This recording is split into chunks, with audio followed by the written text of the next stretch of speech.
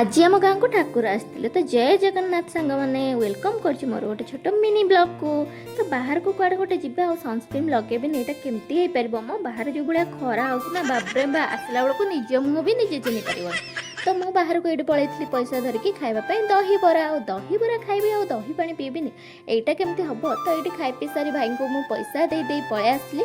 तो आसला ये मो मम्मी मते वीडियो पठेला कि आम गाँव को आज ठाकुर आसते और देखिपे केते लोक छोट बड़ जाके पूरा ठाकुर देखापी घेरी जाइंट गाँव में एमती सब ही हुए।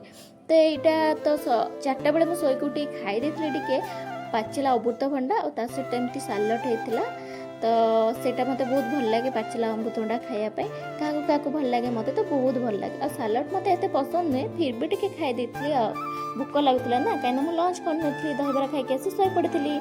तो ये इवनिंग रे मुझे गोटे पैड़ पी देती सहित गोटे फ्रुटी तो मन होता कि मुझे बाहर को जी फास्टफुड खाइबी जहाँकि मुझे पार्सल नहीं आसती चाउमिन आ गोटे रोल मो सांगर मोर जाइलु आम गोटे रोल आनी तो से मझे फाड़ फाड़ करदेली तार फाड़े मोर फाड़े रोल खाई देलु एमती हुए सांग मान भितर।